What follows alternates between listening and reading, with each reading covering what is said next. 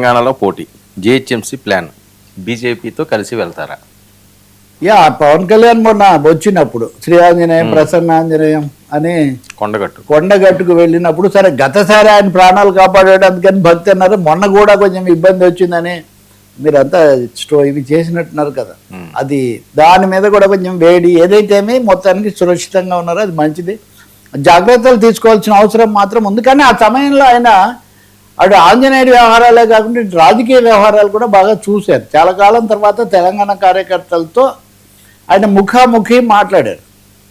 చంద్రబాబు నాయుడు కూడా అప్పుడప్పుడు మాట్లాడతారు కానీ అది చాలా అంతర్గతంగా జరుగుతుంటుంది. పవన్ కళ్యాణ్ మాట్లాడేది మటుకు లైవ్ టెలికాస్ట్ అవన్నీ అందుబాటులో ఉన్నాయి, అవి సోషల్ మీడియాలో కూడా. ఆయన అక్కడ అంటే తెలంగాణలో నేరుగా జగన్మోహన్ రెడ్డి అయితే మొదటే వదిలేశారు వైసీపీ, అందుకని షర్మిల వచ్చి అవి మళ్ళీ వెళ్ళిపోయారు.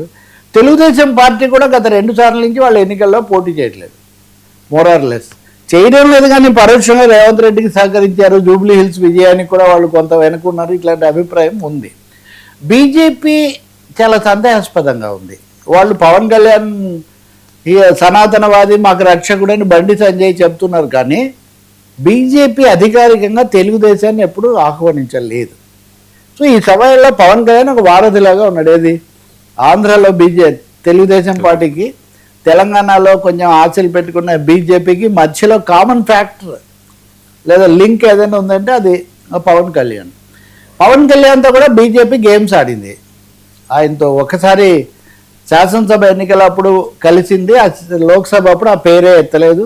మళ్ళీ జూబ్లీ హిల్స్ వస్తే పేరు ఎత్తుంది. ఇప్పుడు జిహెచ్ఎంసీ ఎన్నికలు వస్తే జిహెచ్ఎంసీ ఎన్నికలకు సంబంధించి ప్రజారాజ్యం రోజుల్లోనే పవన్ కళ్యాణ్ ప్రచారం చేశారు. యువరాజ్యం అప్పుడు ఆయన అధినేత. అందుకని హైదరాబాద్లో తెలంగాణలో కొన్ని చోట్ల ఆయనకు మంచి ఫాలోయింగ్ ఉంటుంది, అభిమానులు ఉంటారు, సోషల్ బేస్ ఉంటుంది అనే అభిప్రాయం బలంగా ఉంది. కాబట్టి నిన్న ఆయన సమావేశం పెట్టి తెలంగాణలో మనం రంగంలో ఉన్నాము, ఓడిపోయాం కాబట్టి మనం వదిలిపెట్టకూడదు అంటే అసెంబ్లీలో పోటీ చేసినప్పుడు చాలా తక్కువ ఓట్లు వచ్చాయి అని ఒక వాతావరణం వచ్చింది కదా, ఓడిపోయాము అని వదిలిపెట్టి ఉంటే మనం ఇప్పుడు ఇలా ఉండేవాళ్ళం కాదు. కాబట్టి ఓడిపోయినా పోటీ చేయడం నిలబడడం నేర్చుకోవాలి అని ఆయన చెప్తున్నారు.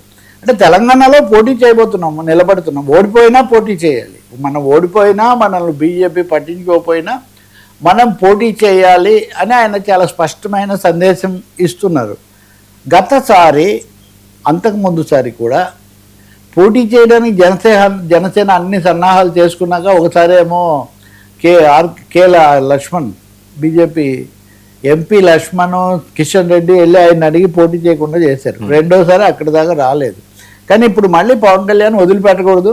పాతికేళ్ల పాలిటిక్స్ మనం మాట్లాడాం, పాతికేళ్ల పాలిటిక్స్లో హైదరాబాద్లో పోటీ చేయకుండా అనేది కుదరదు అనే అభిప్రాయంతో ఉన్నట్టున్నారు. అందుకని జనసేన జిహెచ్ఎంసీలో ఎంటర్ కావడానికి ఆయన సన్నాహాలు చేస్తున్నట్టుగా ఉన్నారు. ఇంకొకటి సనాతనవాదం అంటున్నారు కాబట్టి హైదరాబాద్ అనగానే పాలిటిక్స్ మారిపోతాయి. పవన్ కేవలం పవర్ స్టారే కాదు కదా ఇక్కడ పొలిటికల్ స్టార్.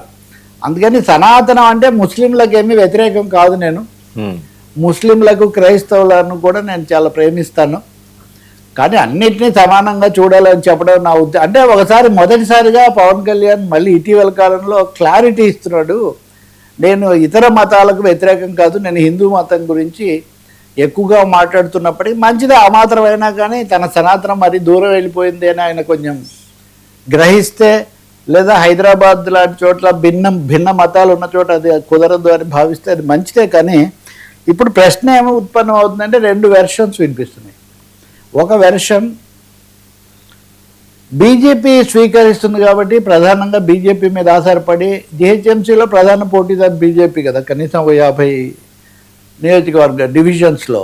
కాబట్టి బీజేపీ పవన్ కళ్యాణ్ కలిసి చేస్తారా, లేదంటే బీజేపీ రాకపోయినా కానీ తెలుగుదేశం జనసేన కలిసి ఇంకో కొత్త వేదిక తెరిచే అవకాశం ఉంటుందా అంటే బహుశా ఈ రెండోది ఉండదు. ఎందుకంటే తెలుగుదేశం పార్టీ బీజేపీకి నచ్చని పని తనుగా చేయదు.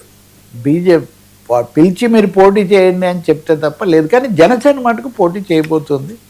ఆ విధంగా తెలంగాణలో ఎంట్రీ అనండి పాదం మోపడానికి, దానికోసం అవసరమైతే తన సనాతనాన్ని కొంచెం సడలించుకోవడానికి కూడా సిద్ధమవుతున్నట్టు మనకు అర్థమవుతుంది. ఎందుకంటే సనాతనంలో రెండోది లేదు. ఇప్పుడు ఈరోజు పత్రికలు చూస్తే మీరు మోదీ గారి సోమనాథ ఆలయం 1000 ఏళ్ల ఆక్రమణ దాని మీద ఆయన వ్యాసం రాయడం చూస్తాం. ఈ దేశంలో అండి India is the land of temples and ఆరామాస్ అండ్ ఎట్సెట్రా సో మెనీ ఉన్నాయి. ఇవి ఎన్నిసార్లు ఎన్ని ధ్వంసమయ్యాయో ఎన్ని కట్టారో చాలా వరకు తెలియదు. కానీ దాన్ని ప్రత్యేకించి తీసి అందులో కూడా నెహ్రూ వర్సెస్ సర్దార్ పటేల్ ఇలాంటివన్నీ ఆయన రాశాడు అన్ని పత్రికలకు పంపించి మీడియాలో. కాబట్టి ఈ మధ్యనే ఆర్ఎస్ఎస్ మోహన్ భగవత్ గారు మాట్లాడుతూ ఇండియా హిందూ దేశం అని ప్రకటించడానికి రాజ్యాంగాన్ని ఏం సవరించక్కర్లేదు అంటున్నాడు. అంటే already India is a Hindu దేశం అనే మాట చాలా బలంగా చెప్తూ ఉన్నారు. దానికి తగినట్టే మన చాగంటి కోటేశ్వరరావు కూడా నిన్న కాకినాడలో ఆర్ఎస్ఎస్ వాళ్ళ సమ్మేళనంలో మాట్లాడుతూ చాలా బలంగా హిందూ సమాజం ఎలా ఉండాలి ఇటువంటివి చెప్తున్నారు.